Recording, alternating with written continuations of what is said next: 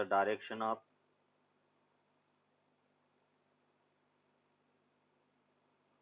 propagation.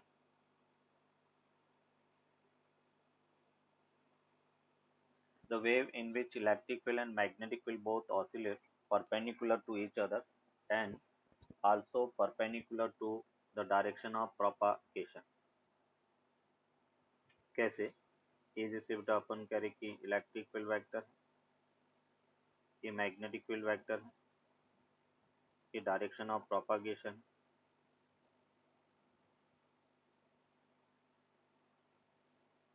ये electric field vector ऐसे oscillate कर रहा है,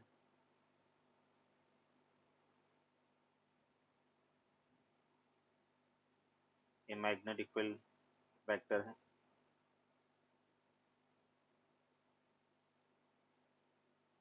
मैग्नेटिक फील्ड वेक्टर कुछ इस टाइप से ऑसिलेट करेगा।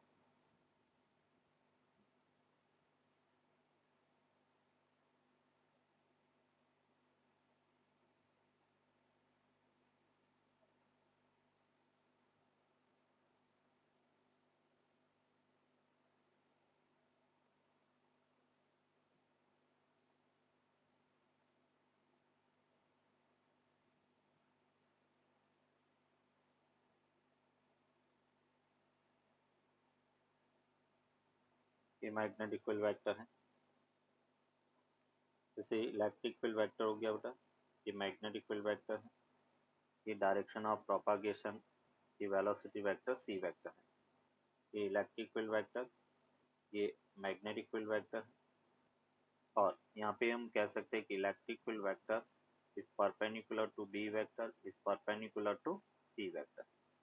ये इलेक्ट्रोमैग्नेटिक वेव है, EM wave, EM wave, Maxwell equation for electromagnetic wave.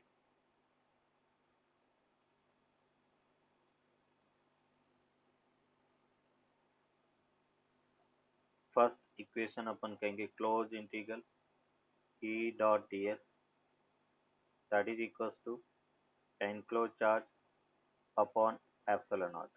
इसको अपन कहेंगे Gauss law for electrostatics, Gauss law for electrostatics. Second अपन कहेंगे close integral v dot D S that is equals to 0, और उसको अपन कहेंगे Gauss law for magnetostatics, magnetostatics. Third अपन कहेंगे close integral E dot D L equals to D phi B by D T, that is called Faraday's law, Faraday's law।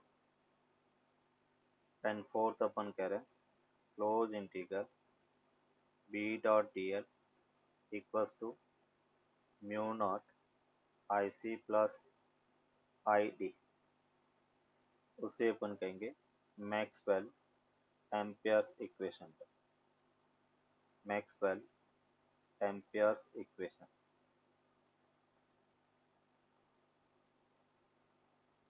Maxwell Ampere's equation, Maxwell equation for EM wave b dot D L mu naught I C plus I D. I C यहाँ पे conduction current है बेटा, conduction current, and I D उसको अपन कहेंगे displacement current, displacement current. Maxwell equation for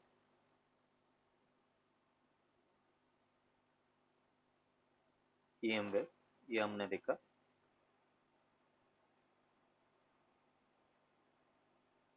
the displacement of electrons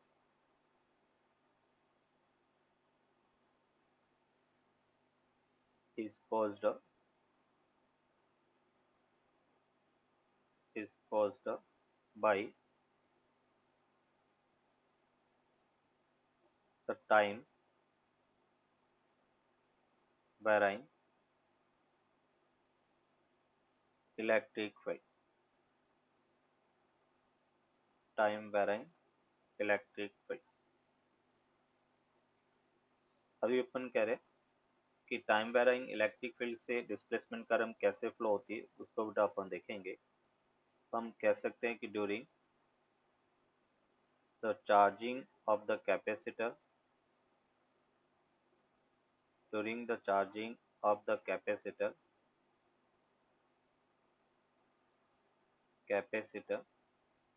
the current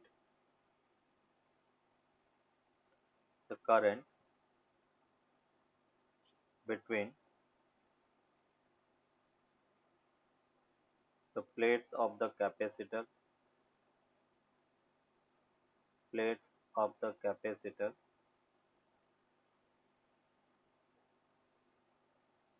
is plates of the capacitor is called displacement current। displacement current ये जैसे बेटा अपन कह रहे कि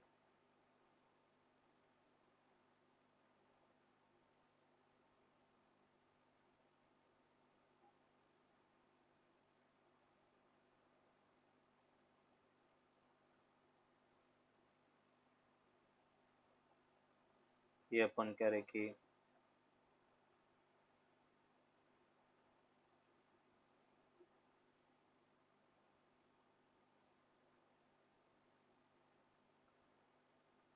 पॉजिटिव चार्ज प्लेट है, इसके बीच में बेटा अपन कह रहे जो करंट फ्लो होगी उसको अपन डिस्प्लेसमेंट करंट कहेंगे, ये नेगेटिव है।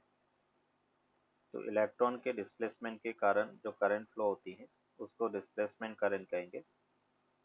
ये जैसे एक बैटरी हमने कनेक्ट किया, ये कंडक्शन करंट है, ये कंडक्शन करंट है और ये डिस्प्लेसमेंट करंट है। प्लस माइनस ये अपन कह रहे कि इसका ईएमएफ ई के इक्वल है। तो हम कह सकते हैं Q equals to C V होता है। सी को अपन लिख सकते हैं A epsilon naught upon D और वी को अपने लिखा ए इंटू डी, डी से डी कैंसिल आउट हो गया। डिस्प्लेसमेंट करंट बेसिकली किसके इक्वल होगा, rate of flow of the charge D Q by D T equals to अपने को मिला A epsilon naught D E by D T. मतलब हम इसको लिख सकते हैं कि I D that will be equals to epsilon naught D D T और ई इंटू ए अपन 5 ई लिख सकते हैं। ये डिस्प्लेसमेंट करंट है, that is called displacement current. Displacement current epsilon naught into D 5 E by D T. 5 E जो है वो अपन कहेंगे इलेक्ट्रिक फ्लक्स है। Electric flux rate of flow या rate of change of electric flux उसको अपन 5 ई से डिनोट करेंगे।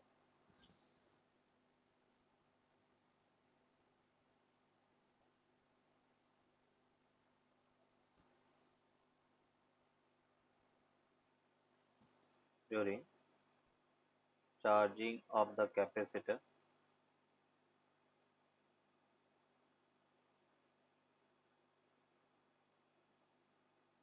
during charging of the capacitor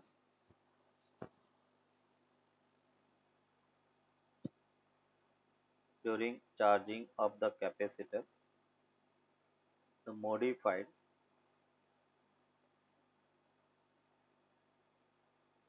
Ampere's law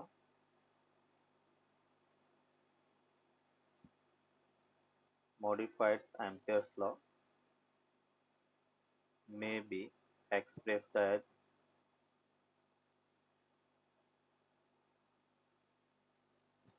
closed integral P dot dl equals to mu naught IC plus epsilon naught D phi E by T T के equal होगा। Modified Ampere's law है जिसे अपन Maxwell Ampere's equation कहेंगे। यहाँ पे जो IC है वो कंडक्शन करंट है, कंडक्शन करंट है।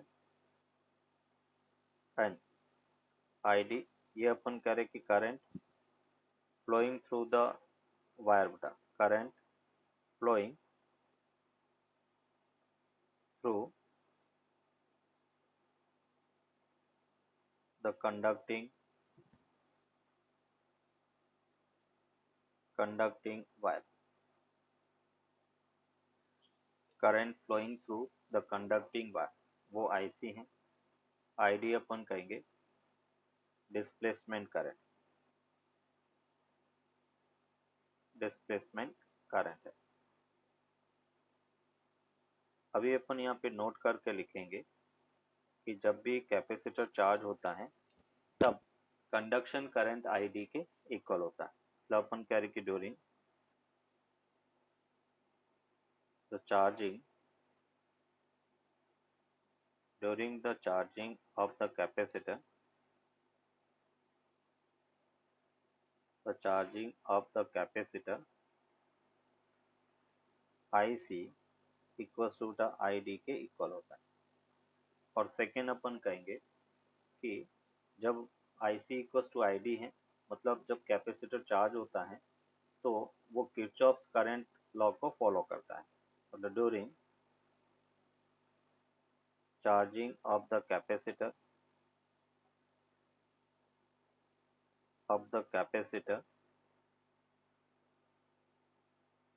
it will follow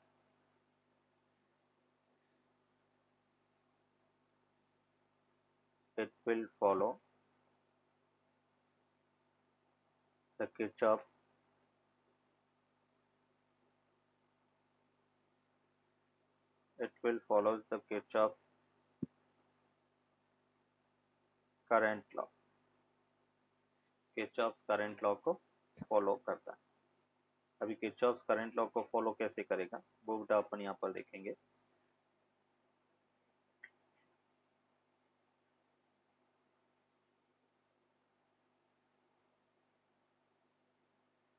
It will follow the Kirchhoff's current law.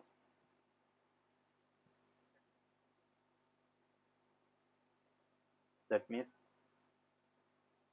किसी जंक्शन पर, ये जैसे प्लेट है बेटा, पैरेलल प्लेट है, यहाँ पे करंट आईसी है और ये करंट अपन कह रहे कि आईडी है।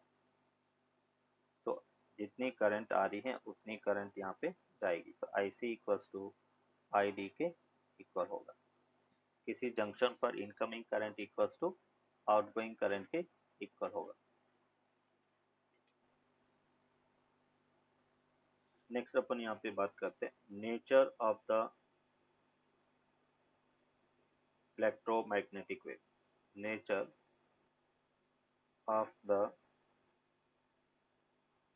Electromagnetic wave.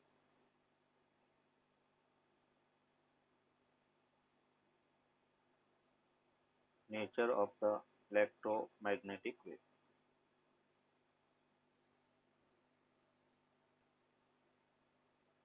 Maxwell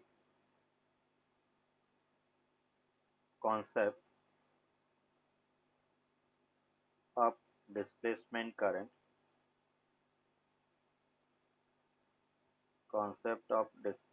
current, led to the conclusion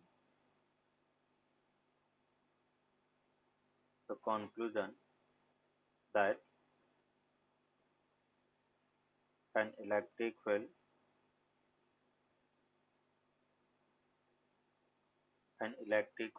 varying with time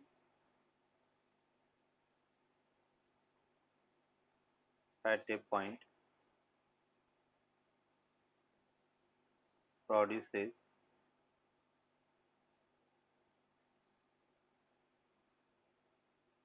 magnetic field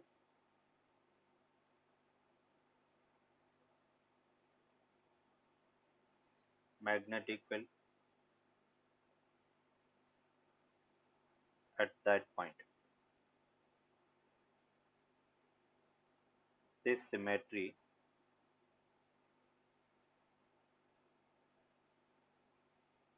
this symmetry in the law of electricity and magnetism leads to the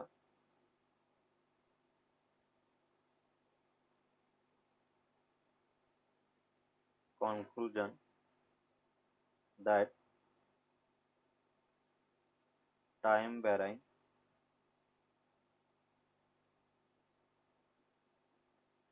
electric field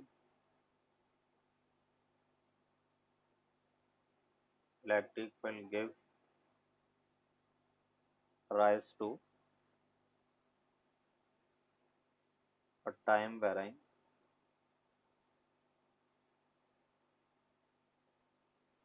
magnetic field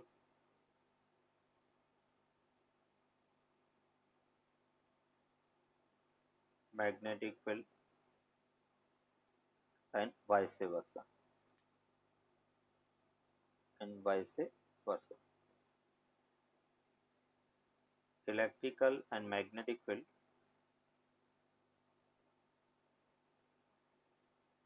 electric and magnetic field in electromagnetic waves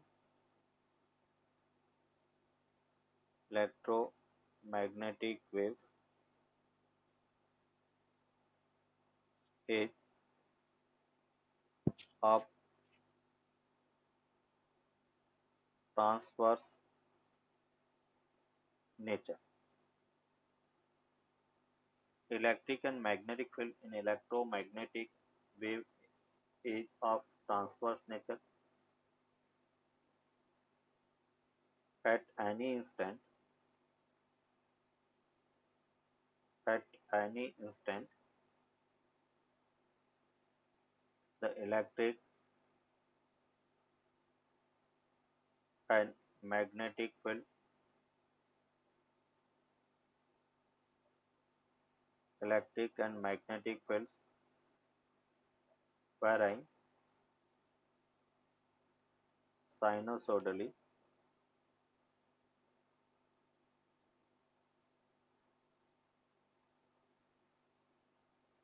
they shift upon Ey equals to E naught sin kx minus omega t and Bz equals to B naught sin kx minus omega t.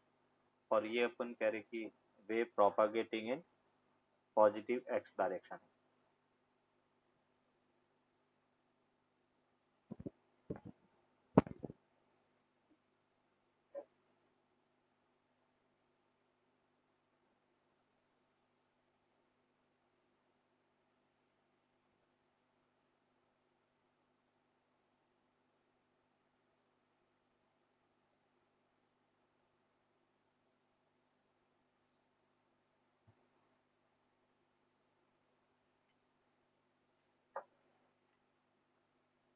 Yes. Equation of EM wave propagating in plus x direction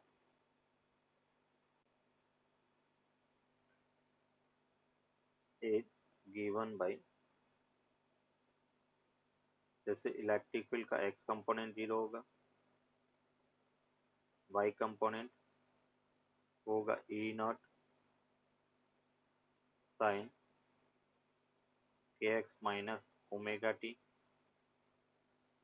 और E जन है वो भी 0 होगा. Magnetic field की बात करें तो Bx 0 है, By 0 है और B Z B naught sine K X minus omega T के इक्वल है। यहाँ पर जो ई नॉट है that is called peak value of the field, peak value of the electric field.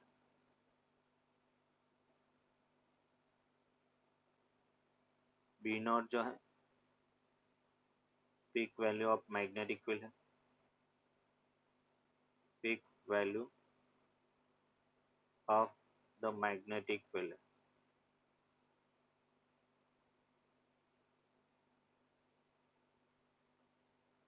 जो के है वो होता है 2 पाई/λ। इसको अपन एंगुलर वेव नंबर कहेंगे।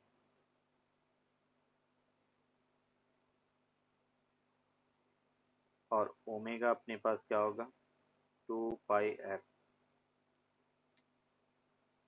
That is called angular frequency.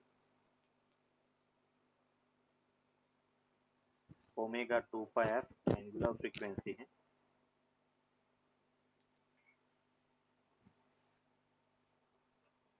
Speed of light, speed of light E naught बटा इलेक्ट्रिक फील्ड का एम्पलीट्यूड और मैग्नेटिक फील्ड का एम्पलीट्यूड सी के इक्वल होता है। और स्पीड ऑफ लाइट होता है 3 × 10⁸ मीटर पर सेकेंड। स्पीड ऑफ लाइट है। फिर अपन कह रहे कि third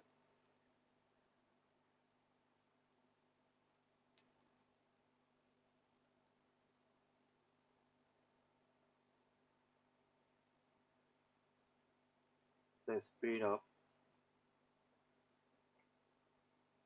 the, the speed of EM wave in vacuum is given by speed अपन कह रहे सी है और सी किसके इक्वल होगा root mu naught epsilon naught के इक्वल होता है। और उसकी वैल्यू होता है बेटा 3 × 10⁸ मीटर पर सेकेंड। जो म्यू नॉट है उसको अपन कहेंगे मैग्नेटिक परमिएबिलिटी ऑफ वैक्यूम का, magnetic permeability of vacuum. And epsilon naught है that is electrical permittivity of vacuum.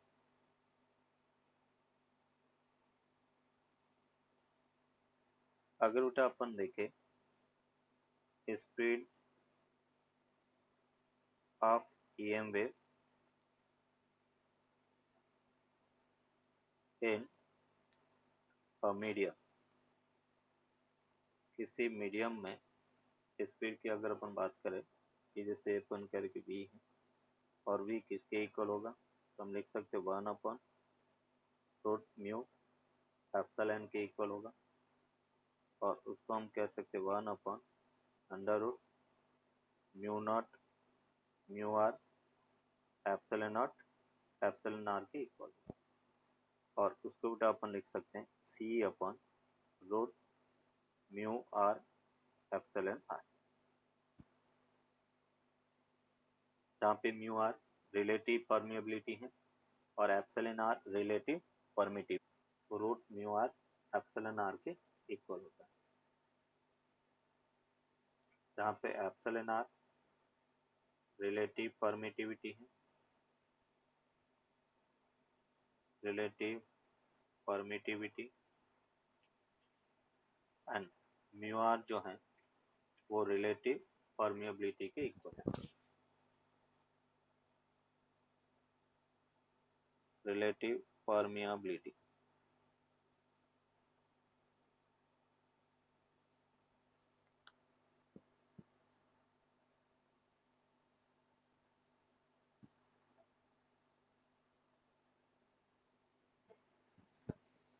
फिर अपन कह रहे बेटा fourth number property EM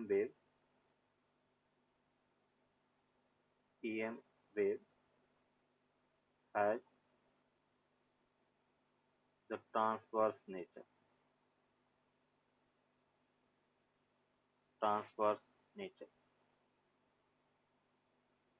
Electromagnetic wave has transverse nature. अपन कह रहे कि इसका नेचर ट्रांसवर्स है। ट्रांसवर्स का मतलब डायरेक्शन ऑफ प्रोपागेशन के परपेंडिकुलर ऑसिलेट करते हैं। फिफ्थ पॉइंट, अगर अपन कह रहे टोटल एनर्जी डेंसिटी की अपन बात करें, energy density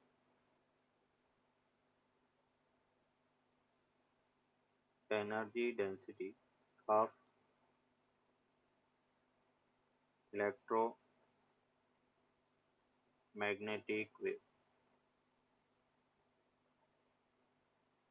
energy density of electromagnetic wave. अगर हम यहाँ पे बात करें first point, the average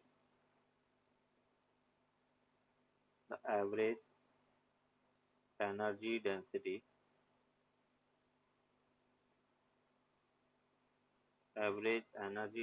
of electric field,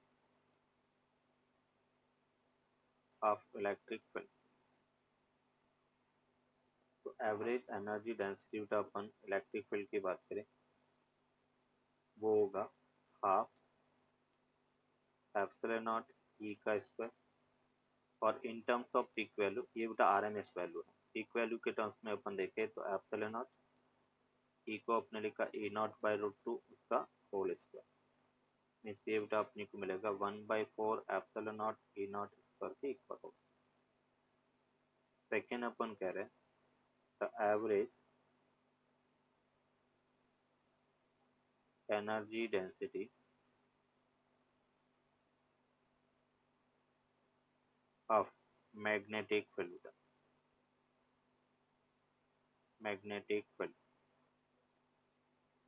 और इसको अपन लिख सकते हैं U of P equals to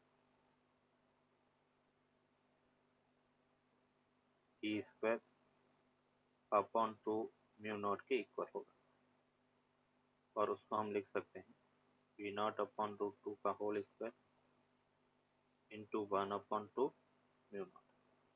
ये हमें मिला V नॉट का स्क्वायर अपॉन 4 म्यू नॉट के इक्वल होगा। ये average energy density of magnetic field, total average energy density,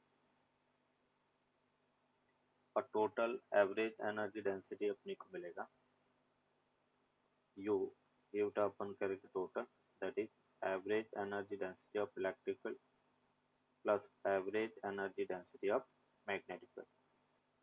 electric field की average energy density half epsilon not 1/4 epsilon naught E naught square है, और ये पी नॉट का square upon 4 mu naught के equal है।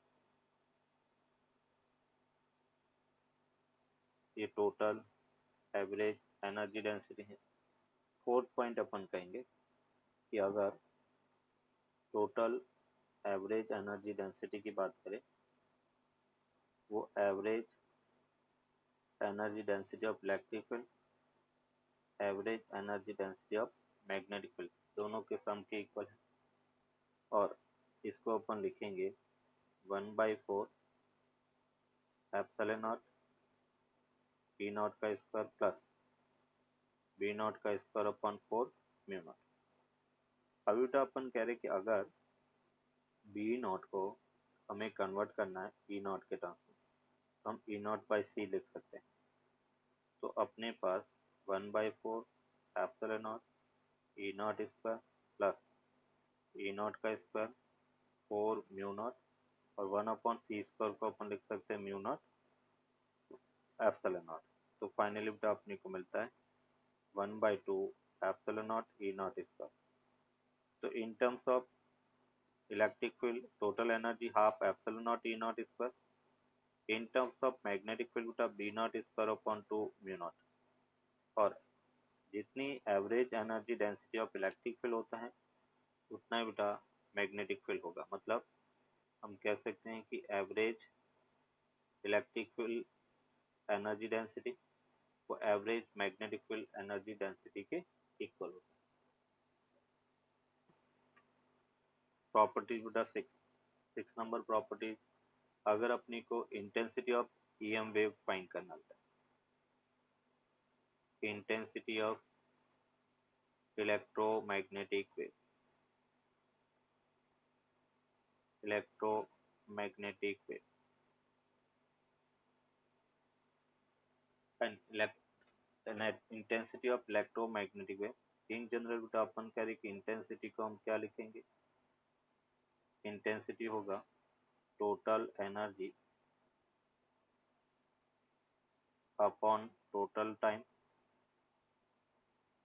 Into the area, energy incident per unit time per unit area, ये बेटा intensity है।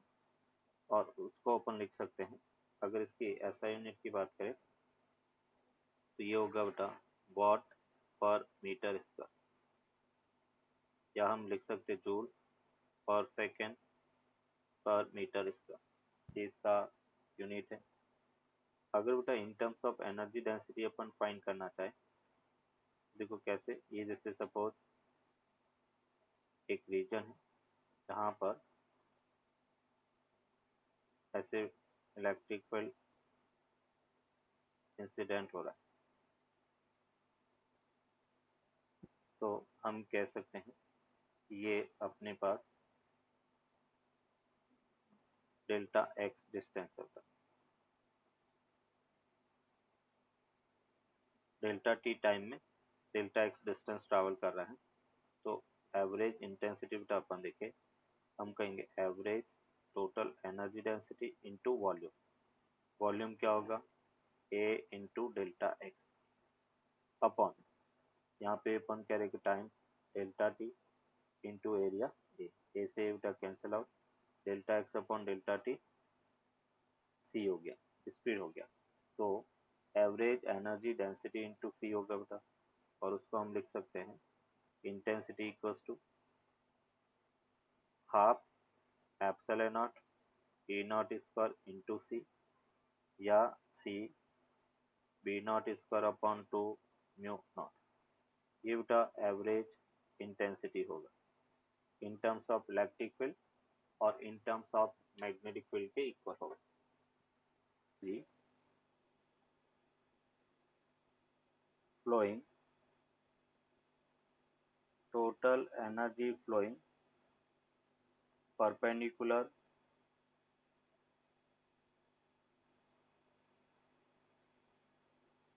perpendicularly per second per unit area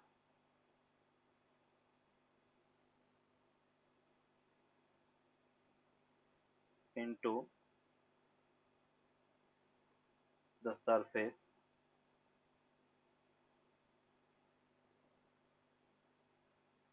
in free space, in free space is called a Poynting vector. Poynting vector, Poynting vector को S vector से denote करेंगे, और S vector बेटा होता है E vector cross B vector upon mu naught के equal है, E vector cross B vector upon mu naught. फिर अपन कहेंगे 8 momentum, momentum of electromagnetic wave, electromagnetic wave,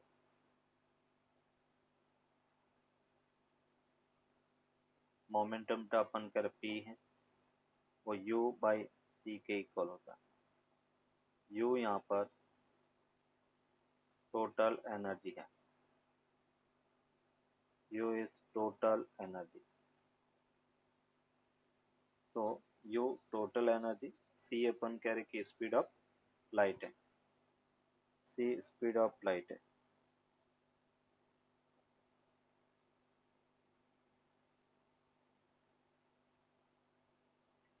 speed of light,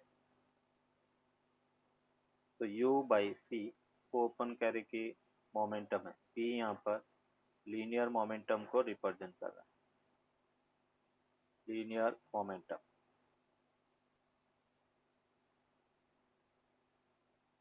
radio wave that is produced by accelerated charge particle,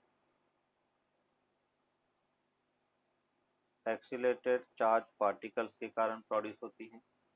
microwave special tubes like klystron, magnetron,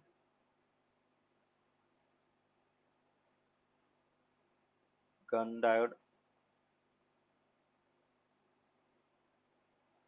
उससे produce होती हैं। Special tubes like klystron, magnetron and gun diode उससे produce होगी। Infrared की बात करें तो infrared due to transition of the electrons produce होगा बेटा। विजिबल, ये भी अपन कह रहे कि due to transition of the electron produce होता है। इसका मेजर सोर्स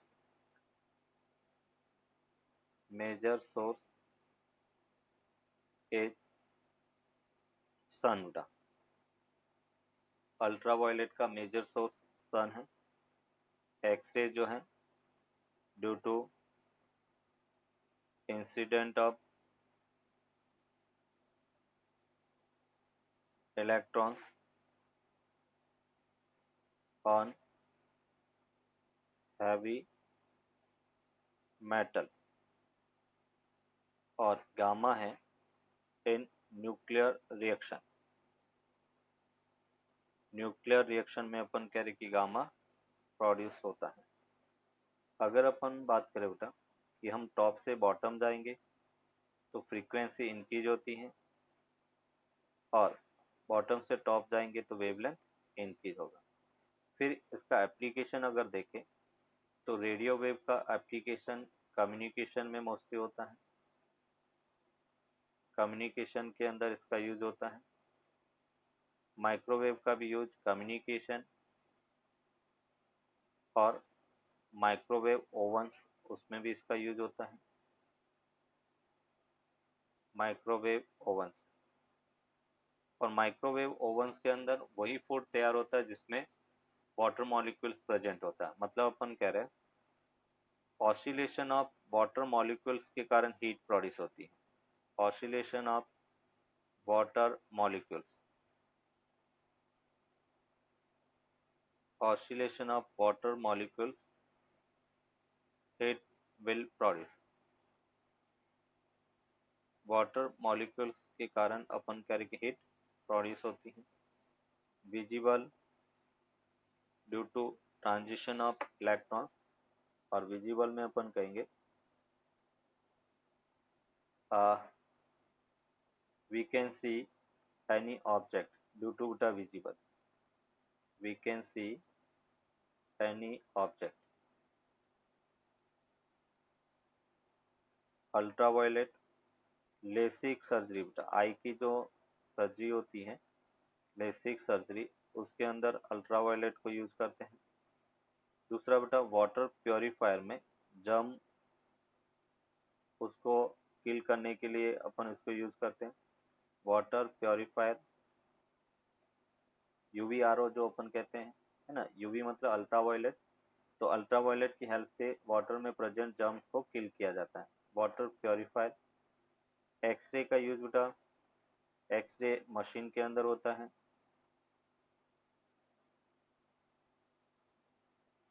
एक्सरे मशीन और गामा का यूज जो है कैंसर ट्रीटमेंट में होता है। कैंसर ट्रीटमेंट, तो एक एक अपने को इसका एप्लीकेशन याद रखना है। दूसरा बेटा अपन कह रहे कि वेवलेंथ की बात करें, विजिबल विजिबल की जो वेवलेंथ है वो 3700 टू 7800 एंगस्ट्रॉम होती है। ये अपन कह रहे कि विजिबल मतलब लाइट वेव की वेवलेंथ है, ये अपने को एटलीस्ट याद रखना है। फिर एक एक्सरे की वेव अपन कह रहे कि याद रखना है 0.1 टू 100 एंगस्ट्रॉम के इक्वल होती है।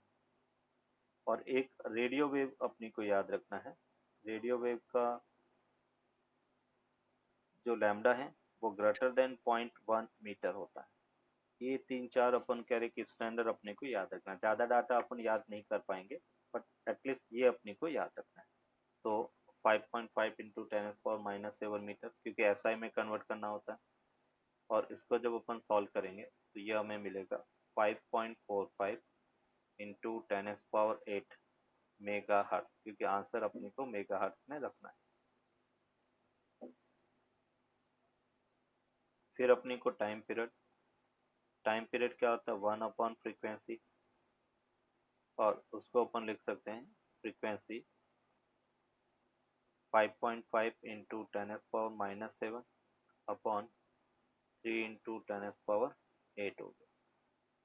इस यहाँ से 1.8 इंटू 10⁻⁻15 और उसको -6 के फॉर्म में लिखना है, तो 1.8 इंटू 10⁻,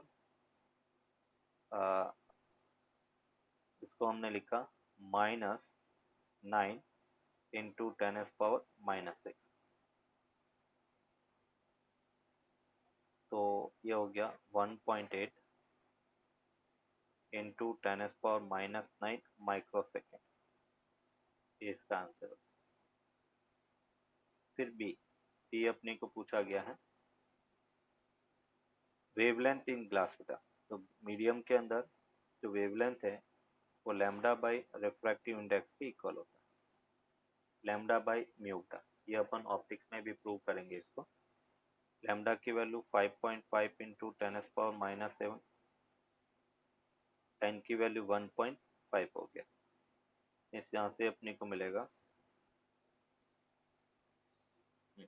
1.5 और उसको सॉल्व करेंगे तो 3.6 इंटू 10⁻⁻7 मीटर के इक्वल।